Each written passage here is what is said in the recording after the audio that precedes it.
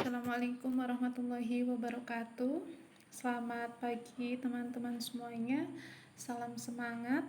Alhamdulillah hari ini kita berjumpa kembali dalam keadaan sehat walafiat ya. Harapannya semuanya sehat.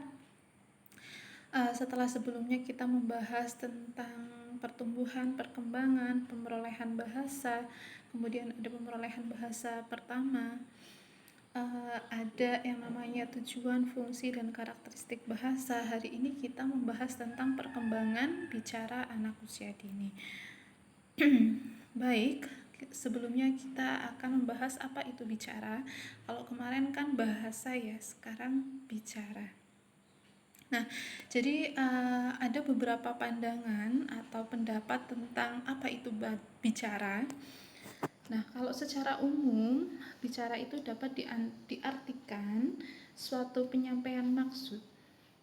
Maksud itu bisa dalam bentuk ide, pikiran, gagasan, atau isi hati yang kemudian diungkapkan ya oleh seseorang kepada orang lain menggunakan bahasa lisan sehingga maksud tersebut dapat dipahami oleh orang lain. Nah, di sini menurut Tarigan, dia mengatakan bahwa bicara adalah kemampuan mengucapkan bunyi-bunyi artikulasi atau kata-kata untuk mengekspresikan, kemudian menyatakan sesuatu, serta menyampaikan apa yang ada dalam pikiran kita, gagasan atau ide-ide kita, dan apa yang dirasakan oleh kita. Kayak gitu ya. Adapun menurut KBBI, yaitu Kamus Besar Bahasa Indonesia, berbicara berarti beromong, bercakap-cakap, kemudian berbahasa, mengutarakan isi pikiran, apa yang ada dalam pikiran kita, kemudian melisankan sesuatu yang dimaksud. Itu ya teman-teman. Jadi di sini banyak beberapa pendapat tentang apa itu berbicara. Kemudian berdasarkan pengertian di atas dapat dikatakan bahwa berbicara merupakan suatu proses di mana kita mengekspresikan, kemudian menyatakan sesuatu serta menyampaikan apa yang ada dalam pikiran kita berupa ide, misalnya gagasan atau isi hati atau perasaan kita kepada orang lain dengan menggunakan bahasa lisan ya yang dapat dimengerti oleh orang lain. Nah, kemudian menurut Suhartono, berbicara bentuk perilaku manusia yang memanfaatkan fisik fisik ya jelas sekali, kemudian ada psikologi, neurologis yang berkaitan dengan otak, kemudian ada semantik dan linguistik. Apa sih maksud dari fisik, psikologi, neurologi, semantik, dan linguistik itu? Yang pertama, kenapa bicara itu berkaitan dengan faktor fisik? Karena apa? Ketika berbicara, alat ucap untuk menghasilkan bunyi bahasa itu ada tangan, kemudian raut muka ya, ada kepala, ya enggak? Kan memang harus ada itu. Kemudian faktor kedua itu adalah psikologis. Psikologis ini berkaitan dengan apa yang ada dalam diri seseorang ya. Dan psikologis ini mempengaruhi kemampuan berbicara seseorang. Nah, di sini ketika emosi dia stabil, itu akan berpengaruh terhadap kualitas suara, tetapi juga keruntuhan bahasa dalam berbicara. Ketika psikologi seseorang itu bagus ya, misal dia orangnya tenang, pembawaannya tenang, biasanya ketika berbicara juga dia akan runtut kayak gitu ya, tenang. Tetapi ketika pada saat berbicara dia emosinya juga tidak terkontrol dan sebagainya, itu akan mempengaruhi bagaimana dia ketika berbicara. Itu sangat berpengaruh. Nah, kemudian yang ketiga itu ada jaringan saraf. Jaringan saraf ini yang menghubungkan antara mulut, telinga, kayak gitu ya, anggota tubuh yang ikut dalam aktivitas berbicara. Nah, ini juga nanti yang akan mempengaruhi ada gangguan tidak sih dia dalam berbicara, dalam berbahasa, seperti itu. Kemudian yang keempat itu ada semantik. Apa itu semantik? Nah, semantik ini yang berhubungan dengan makna. Jadi tujuan kita berbicara kayak gitu, arti apa yang kita bicarakan. Kemudian yang kelima itu ada linguistik, berhubungan dengan struktur bahasa, gitu ya. Struktur bahasa ini mempengaruhi perkembangan bicara. Jadi biasanya kan ada orang yang ketika berbicara dia sangat runtut bahasanya itu, struktur bahasanya itu tertata dengan baik, tapi kan ada juga yang sebaliknya kayak gitu. Nah, itu mempengaruhi kualitas berbicara seseorang, dalam hal ini anak ya. Nah, kemampuan berbicara itu berkaitan dengan kosakata yang diperoleh anak dari kegiatan menyimak dan membaca. Ya, benar sekali. Jadi berbicara itu merupakan sesuatu yang berkaitan dengan kosakata yang diperoleh anak dari kegiatan menyimak dan membaca. Karena apa? Biasanya kan sebelum anak berbicara, biasanya dia kan menyimak dulu. Menyimak kata-kata atau pembicaraan, kemudian menyimak apa yang guru bacakan kayak gitu ya. Nah, kemudian diseraplah dalam otak dia kayak gitu. Kemudian dari hasil membaca kayak gitu, dia juga bisa menyerapnya dalam otak, diserap maksudnya oleh otak dia, kemudian diungkapkan dalam bentuk ekspresi, pernyataan, dan sebagainya. Selanjutnya ada fungsi bicara. Nah, fungsi bicara ini ada beberapa. Yang pertama sebagai alat kebutuhan. Ya, benar sekali ya, bicara itu adalah sebuah kebutuhan. Yang pertama, alat untuk menyampaikan perasaan hati. Ya, biasanya kan kita ada maksud tertentu yang ingin kita sampaikan kepada orang lain. Itu adalah kebutuhan, teman-teman. Kemudian kehendak, maksudnya keinginan. Nah, karena kita menginginkan sesuatu, kemudian kita mengutarakannya. Kemudian ada pendapat dan ingin mengungkapkan ide kepada orang lain. Nah, ini mengutarakan pendapat dan ide kepada orang lain juga dilakukan dengan bahasa lisan, dengan berbicara. Yang kedua, bicara sebagai kebutuhan hidup sehari-hari. Benar sekali. Jadi setiap manusia itu banyak sekali mengucapkan kata-kata yang terangkai ya dalam kalimat yang panjang dan mempunyai maksud tertentu. Nah, di sini sebenarnya hanya merupakan deretan bunyi bahasa atau fenom yang bermacam-macam. Jadi memang setiap hari kan kita berinteraksi dengan orang lain ya, dan interaksi dengan orang lain itu adalah sebuah kebutuhan. Bagaimana caranya kita berinteraksi? Salah satunya dengan berkomunikasi, berbicara kayak gitu. Dengan adanya komunikasi kita bisa saling mengerti satu sama lain, bisa mengungkapkan ide, perasaan, seperti itu sebagaimana saya jelaskan sebelumnya. Kemudian bicara itu milik manusia, berfungsi sebagai alat berbahasa. Maksudnya bunyi atau suara yang keluar dari mulut manusia itu sebagai alat berbahasa ya, atau disebut dengan bunyi bahasa. Nah, di sini menurut Nurbiana ada dua tipe berbicara anak. Yang pertama itu ada egocentric speech, yang kedua ada socialist speech ya. Egocentric speech itu terjadi ketika anak usia sekitar 2-3 tahun, di mana anak berbicara kepada dirinya sendiri, monolog ya. Kemudian perkembangan berbicara anak dalam hal ini sangat berperan dalam mengembangkan kemampuan berpikirnya. Ya, biasanya 2-3 tahun itu anak lebih cenderung berbicara sendiri. Sebenarnya ketika anak bermain itu kan dia ini ya sering berbicara sendiri, terutama ketika bermain masak-masakan dan sebagainya, bermain boneka, itu adalah salah satu perkembangan bicara yang memang harus dilewati seorang anak, dan itu merupakan suatu hal yang wajar. Kadang kan ada orang dewasa yang mengatakan, nah kamu berbicara dengan siapa, seperti itu adalah hal yang salah. Itu adalah salah satu wujud dari perkembangan bicara anak. Nah, tugas kita itu apa? Tugas dari orang dewasa atau pendidik yaitu mendorong anak atau memberikan stimulasi yang lebih agar nanti kosakata anak atau perkembangan bicara anak itu dapat berkembang lebih baik kayak gitu. Nah, jadi jangan heran ya ketika pada usia 2 sampai 3 tahun anak lebih banyak berbicara sendiri. Kemudian ada socialist speech, terjadi ketika anak berinteraksi dengan temannya ataupun lingkungannya. Hal ini memiliki fungsi untuk mengembangkan kemampuan adaptasi sosial.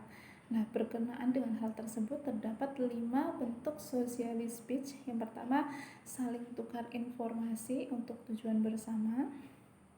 Kemudian ada penilaian terhadap ucapan atau tingkah laku orang lain.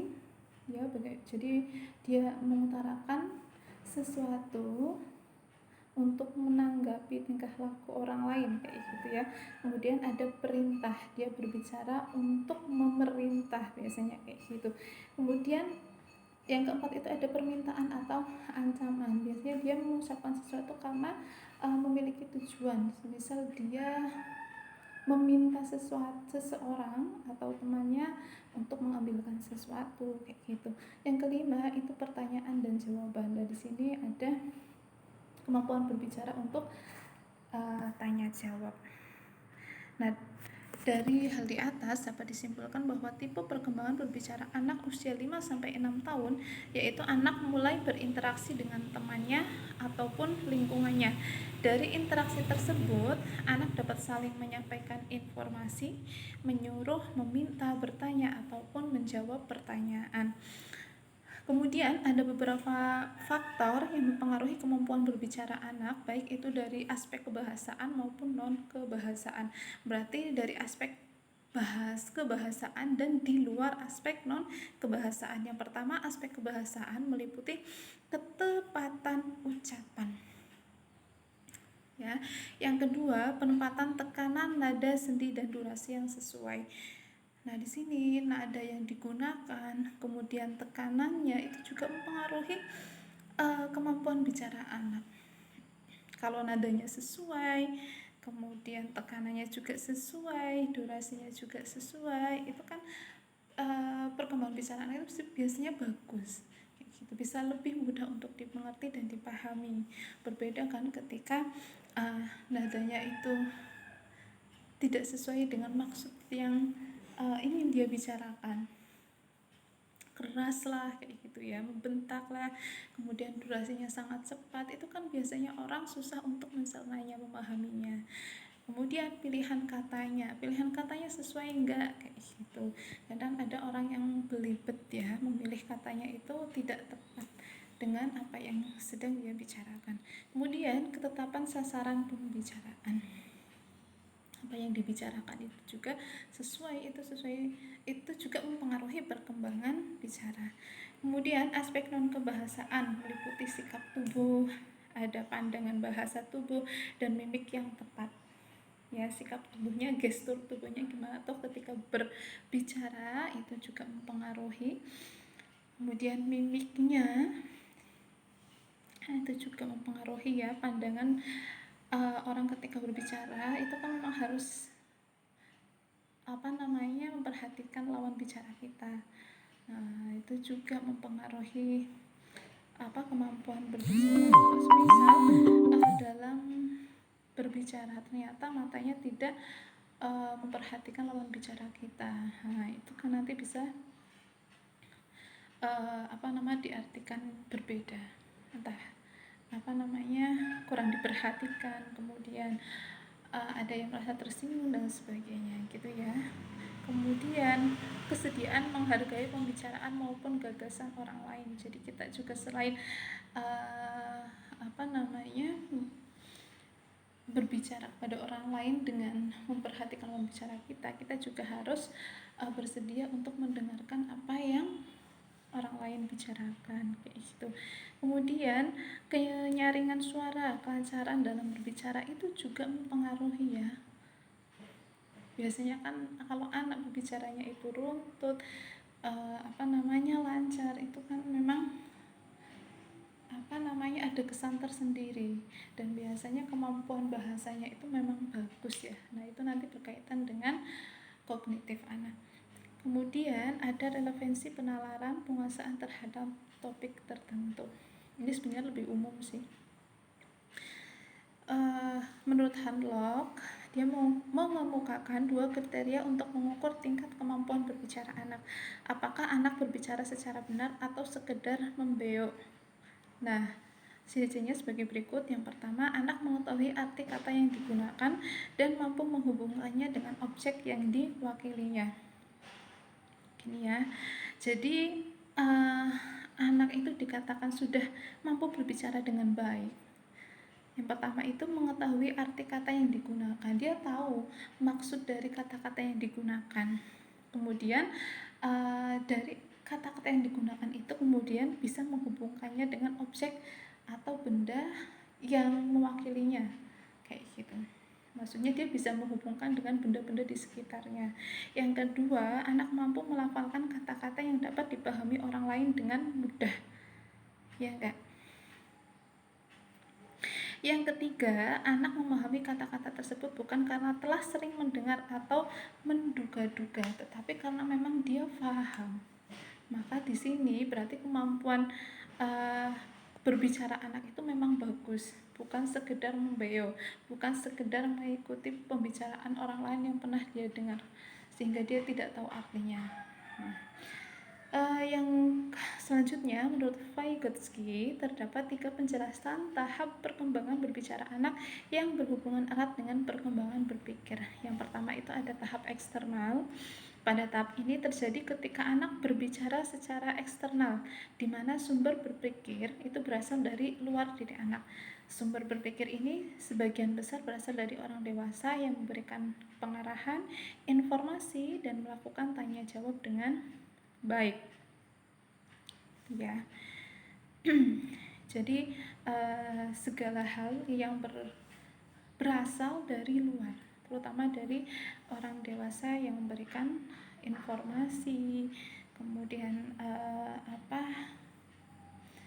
bercakap-cakap kayak gitu ya. Kemudian yang kedua ada tahap egosentris. Pada tahap ini di mana anak berbicara sesuai dengan jalan pikirannya dan pembicaraan orang dewasa bukan lagi menjadi persyaratan.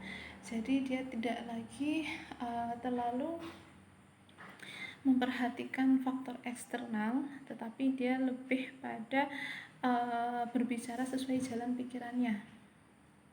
Pada usia tertentu sesuai dengan apa yang ada dalam pikiran dia, keinginan dia, kayak gitu. Nah, kemudian pada tahap internal, pada tahap ini di mana dalam proses berpikir anak telah memiliki penghayatan sepenuhnya, gitu ya. Jadi dia bisa berbicara sesuai dengan kemampuan yang dimilikinya tanpa harus ada faktor eksternal kayak gitu. Tidak lagi dia mengandalkan egosentrisnya, tetapi dia bisa melakukan bicara kayak gitu ya, karena memang sudah kebutuhannya, kemudian ada kepentingan, kemudian memang ia bisa menggunakannya sesuai dengan situasi tertentu.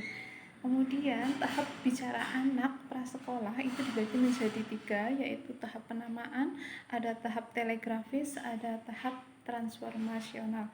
Yang pertama, tahap penamaan. Pada tahap ini anak mengasosiasikan atau menghubungkan bunyi-bunyi yang pernah didengarnya itu dengan benda, peristiwa, situasi, kemudian kegiatan dan sebagainya yang pernah didengar melalui kegiatannya. Nah, pada tahap ini anak baru menggunakan kalimat biasanya 2-3 kata. Kata-kata yang diujarkannya mengacu pada benda-benda yang ada di sekelilingnya. Ya, pada tahap ini memang usia 2-3 tahun itu anak baru bisa mengucapkan 2-3 kata.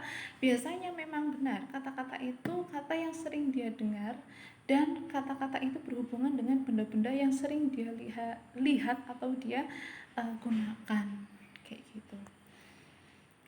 Makanya sebagai pendidik untuk bisa mengembangkan tahap penamaan ini, maka semakin banyak media yang diberikan. Kemudian orang tua atau pendidik juga harus semakin luas mengenalkan anak dengan lingkungan sekitarnya. Kemudian yang kedua ada telegrafis. Pada tahap ini anak mampu menyampaikan pesan yang diinginkannya dalam bentuk urutan bunyi yang berwujud 2 atau 3 kata. Anak menggunakan 2 atau 3 kata untuk mengganti kalimat yang berisi maksud tertentu dan ada hubungannya dengan makna.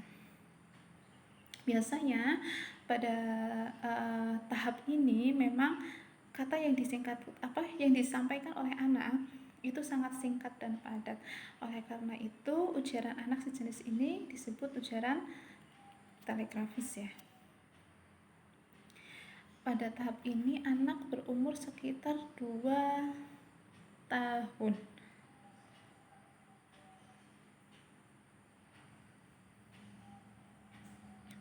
Ya. Oke, kalau yang penamaan itu sekitar 2 tahun juga.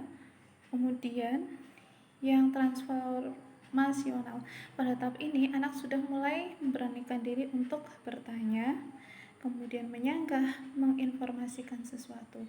Jadi kan anak sudah mengenal kata-kata yang berasal dari lingkungan sekitarnya ya, terutama benda-benda sekitar yang sering dia gunakan dan sering dia lihat.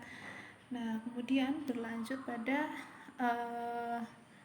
tahap yang lebih tinggi di mana dia sudah memperoleh kosakata yang lebih banyak dan dia bisa menggunakannya untuk bertanya, menyuruh, menyanggah atau memberikan informasi tertentu pada orang lain. Nah, pada tahap ini anak itu sudah mulai berani mentransformasikan idenya pada orang lain dalam bentuk kalimat yang beragam. Nah, biasanya pada tahap transformasional ini anak usianya sudah mencapai 5 tahun. Gitu ya. Kemudian di sini ada perkembangan bicara anak usia 0 sampai 3 tahun. Yang pertama, kita akan bahas perkembangan bicara anak usia 0 sampai 6 bulan. Yang pertama ada cooing atau suara yang tidak beraturan. Kemudian menoleh ke sumber bunyi atau berhenti menangis kalau mendengar suara. Benar ya, ini pada anak usia bayi gitu biasanya kan dia lebih pada pendengaran saja. Kemudian adanya kontak mata untuk mengikuti gerakan benda. Nah, ini adalah salah satu ekspresi dari bahasa, terutama perkembangan bicara anak. Kemudian yang kedua ada perkembangan bicara 6 sampai 12 bulan, berarti 1 tahun ya. Yang pertama babbling atau pengulangan suku kata yang sama. Seperti biasanya dia mengucapkan mama kayak gitu ya. Kemudian ada baba itu adalah babbling. Yang kedua itu meningkatnya pemahaman atas kegiatan sehari-hari. Iya, jadi apa yang dilakukan sehari-hari nanti anak menjadi hafal dengan sendirinya. Makanya pada usia ini juga sebenarnya sangat bagus ketika diterapkan pembiasaan agar sampai nanti usia dewasa ya anak itu bisa terbentuk karakter kayak gitu. Kemudian ada ekolalia atau membeo, mulai dari 3 sampai 5 kata. Membeo ya, dia sering ngomong tetapi cuma 3 sampai 5 kata saja. Kemudian perkembangan bicara usia 12 bulan atau usia 1 tahun ke atas, dia bisa mengenal nama dirinya sendiri. Nah, paling tidak usia 1 tahun nanti anak dikenalkan ya dengan hal-hal yang ada di lingkungan terdekatnya, terutama dalam dirinya, mengenali diri sendiri, yaitu nama dia. Kemudian memahami instruksi sederhana seperti dada, kemudian biasanya kan kiss bye dan sebagainya kayak gitu. Itu adalah hal sederhana yang berkaitan dengan kemampuan bicara anak. Kemudian kata pertama sebanyak 5 sampai 6 kata. Tuh. Selanjutnya, perkembangan bicara usia 24 bulan, yaitu 2 tahun berarti ya. Di sini anak mulai memahami pertanyaan dan perintah sederhana dari orang dewasa, dari pendidiknya. Memahami instruksi yang lebih luas, lebih banyak menggunakan penggabungan dua kata, misalnya ya. Kemudian menggunakan kalimat yang lebih panjang 3 kata untuk menunjuk dirinya sendiri dengan nama. Mulai menggunakan kata negatif seperti tidak mau, jangan, kayak gitu. Kemudian memahami minimal 50 kata bertahan, mengikuti aktivitas selama 6-7 menit saja. Jadi daya konsentrasi pada usia ini memang cuma sekitar 6-7 menit saja. Jadi tidak bisa dipaksa juga ya ketika usia 2 tahun ini anak untuk belajar yang menstimulasi bahasa anak misalnya itu sampai berjam-jam, itu tidak bisa, karena daya konsentrasi anak pada usia 24 bulan atau 2 tahun ini hanya 6-7 menit. Sedangkan normalnya untuk anak usia dini itu biasanya 15 menit. Nah, selanjutnya perkembangan bicara usia 18 bulan. Yang pertama, memahami 10-20 kata termasuk nama-nama orang. Menyebutkan nama objek dari foto atau gambar. Kemudian mulai menggunakan kalimat yang terdiri dari 2 kata. Mulai mengungkapkan keinginannya seperti meminta, kemudian menyuruh gitu ya. Mampu bertanya dengan kalimat sederhana seperti di mana ibu, kayak gitu. Kemudian menggunakan bahasa nonverbal. Biasanya dia mulai bisa menunjuk, bersenandung atau bernyanyi.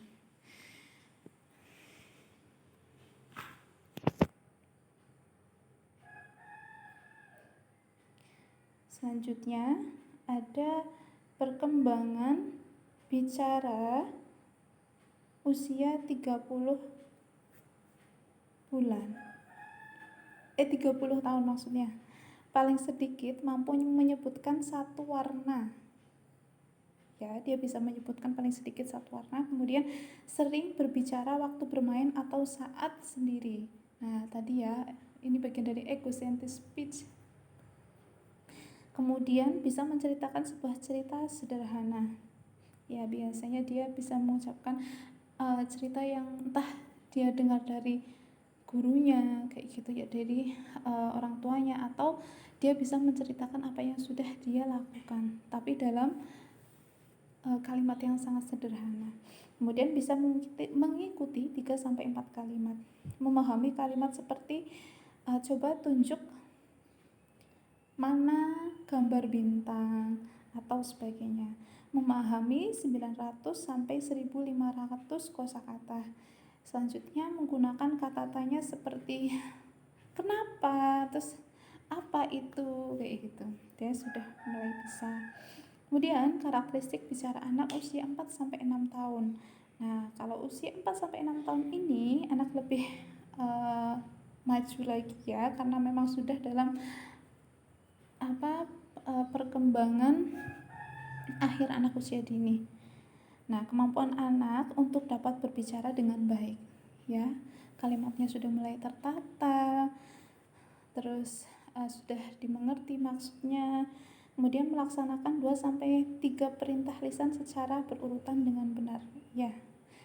Nah, di sini dia juga bisa menyerap apa yang diperintahkan oleh pendidik atau orang tua. Ketika diberikan 3 perintah sekaligus, dia bisa melakukannya. Kemudian mendengarkan dan menceritakan kembali cerita sederhana dengan urutan yang mudah dipahami.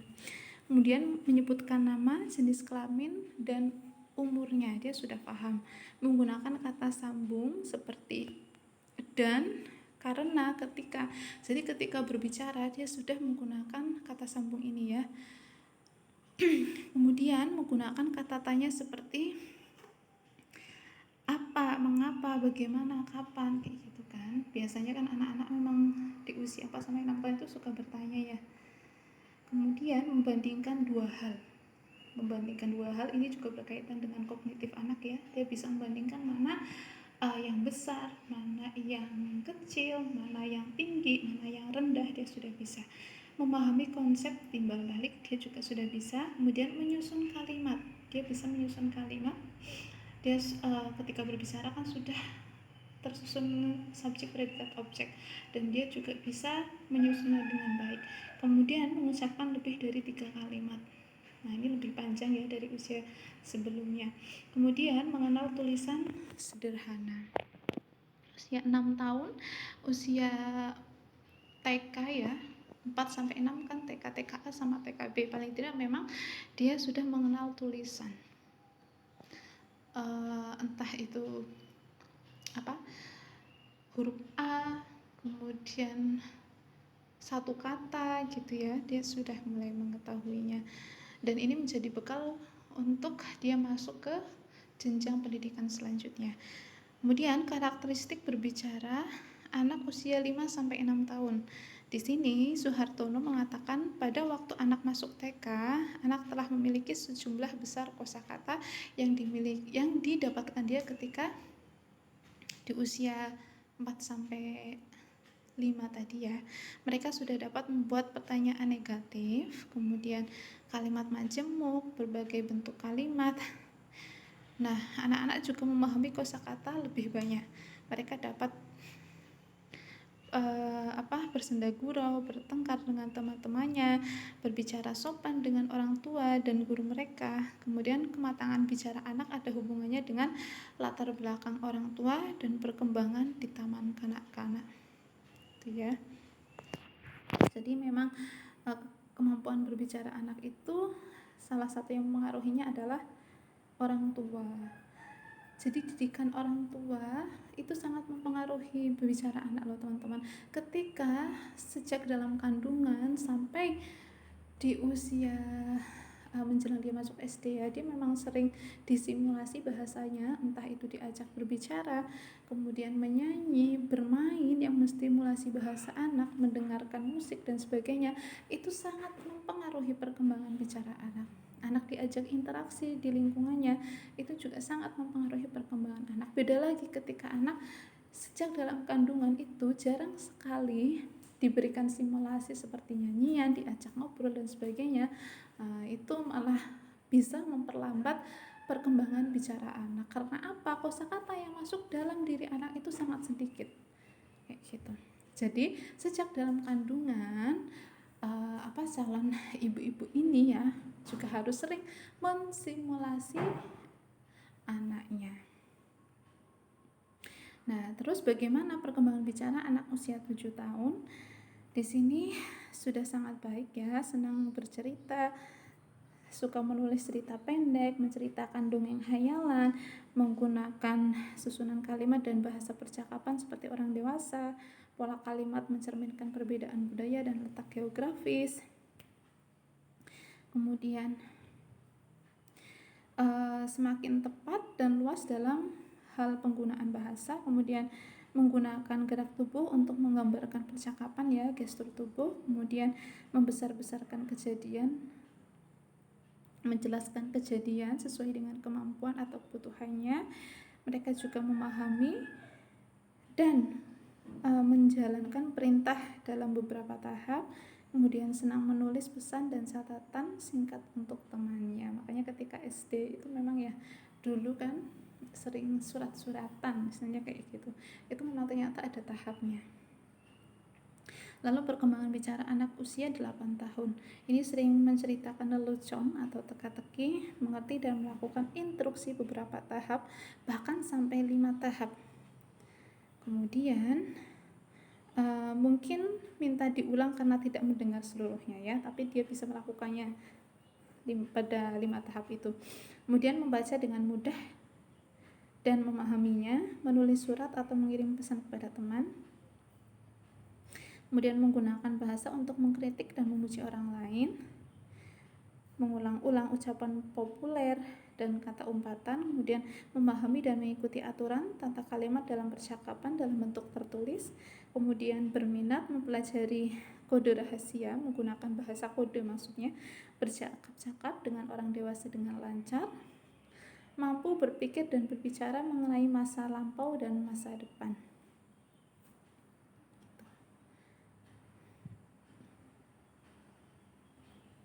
Nah, kita balik ke usia 5-6 tahun ya, karena sebelumnya belum saya sampaikan bahwa perkembangan bahasa anak usia 5-6 tahun paling tidak itu dia sudah bisa mengucapkan 2.500 kosakata. Maksudnya lingkup kosakata yang diucapkan menyangkut warna, ukuran, bentuk, rasa, bau, keindahan, kayak gitu, kecepatan, suhu, kasar, halus, kayak gitu.